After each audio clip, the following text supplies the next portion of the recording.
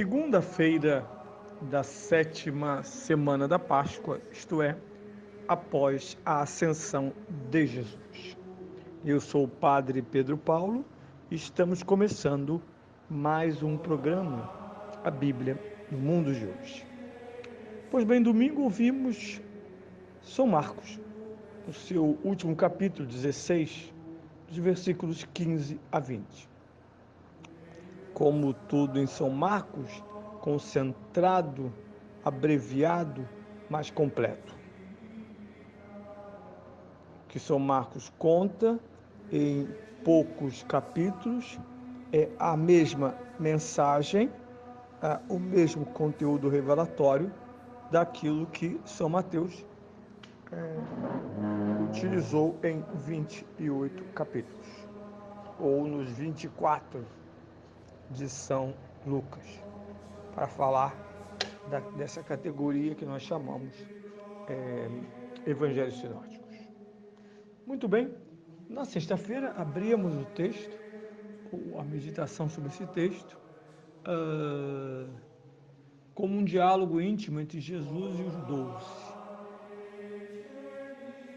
E eu dizia que então havia uma doutrina firme, hoje mal vista, ou se interpretada como tal mal vista, que é crer ser salvo, não crer ser condenado.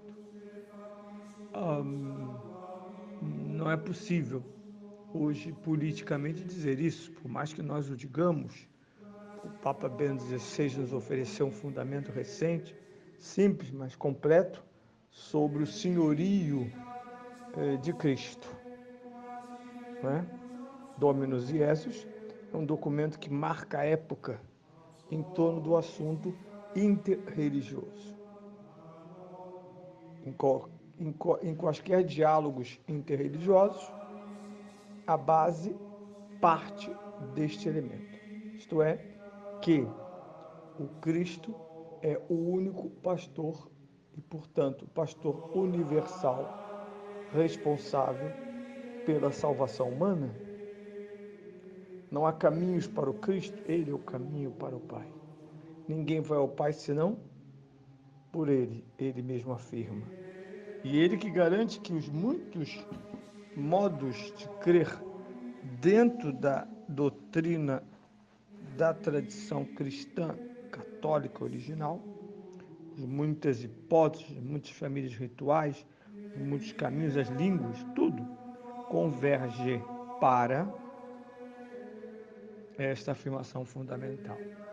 Não crer no Cristo é autocondenar-se. Enquanto a profissão de fé de cada cristão católico é exatamente já no início da salvação, objetivamente pelo batismo. Logo depois ele descreve, é muito interessante, ele fala de milagres que acompanham ou que acompanharão os que acreditaram. Para um olhar mitológico, para um olhar racionalista, há uma utilização inadequada da semântica destas frases. Quando eu leio hoje, expulsarão demônios em meu nome, falarão novas línguas, se pegarem serpente ou beberem veneno, não sofrerão nenhum mal, e quando expulsarem e impuserem as mãos sobre os doentes, eles ficarão curados. É evidente que além dos eventos concretos, todos eles baseados nele, aqui nós temos uma análise literária que precisa ser feita, o gênero literário desta frase, sem desmentir fundamentalmente nada do que constitui, de fato, a história da tradição cristã.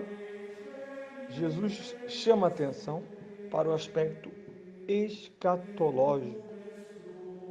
É uma promessa, está sendo tudo feito no futuro, como foram as promessas a Abraão, a Jacó, a Isaac, ao próprio Moisés.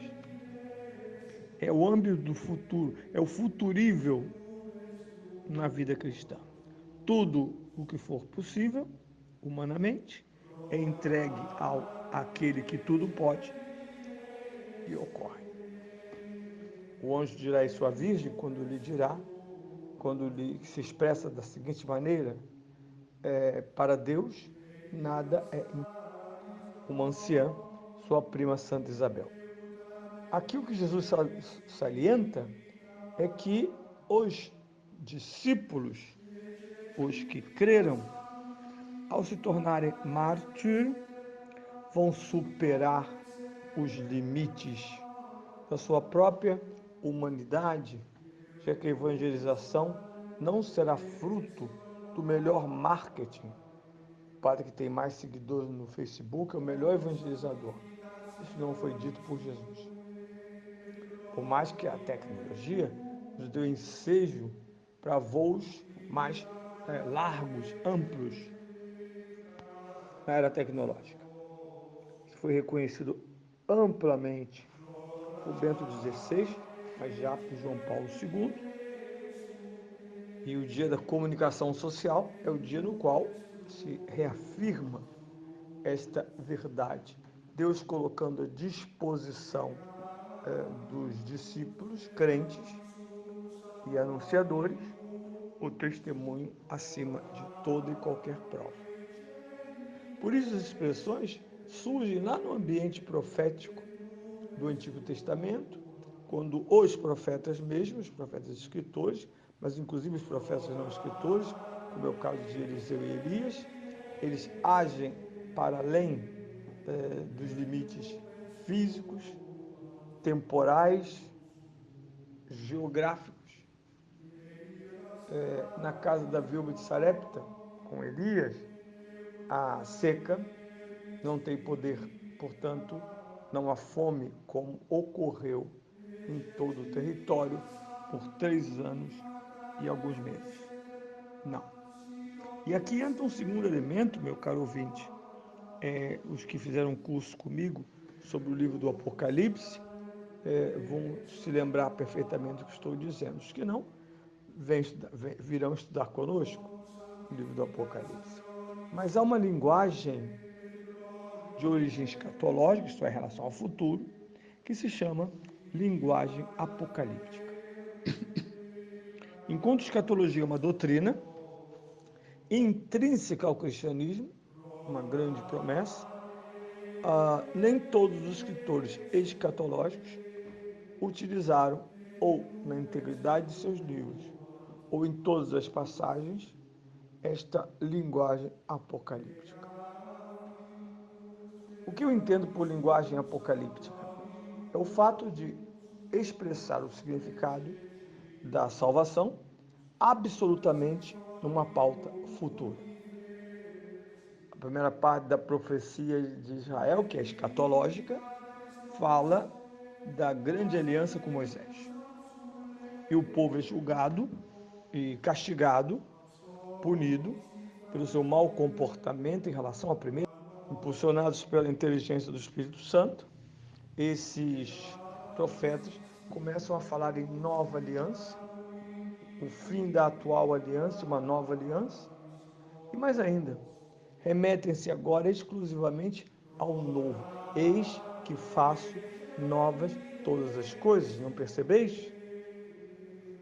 E isso vai se radicalizar na linguagem de um livro inteiro, que é o livro do profeta Daniel, considerado o livro apocalíptico canônico do Antigo Testamento. E depois coroa a literatura do Novo Testamento com o livro do Apocalipse de São João.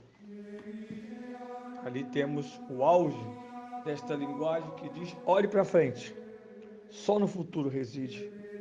E por isso radicaliza a linguagem: serpentes que não matam, venenos que não matam, limites que serão ultrapassados pelos cristãos. Eu acho um pouco triste toda vez que alguém quer explicar fracassos ou inércia de evangelização e diz: o tempo presente, os dias de hoje, muito contemporâneo. Isso é contexto. As serpentes e os venenos são contextos na ação dos discípulos. mártires. Isso não os travou, nem os travará, até porque a grande parousia cristã demarca a linguagem apocalíptica. Quando ele voltar, e veremos isso sobretudo no fim do ano litúrgico, até a festa de Cristo Rei, e depois na primeira e segunda semanas do Advento. Portanto, um tempo de grande beleza e sofrimento, mas de eficácia espiritual, esperam os discípulos mártires de Jesus.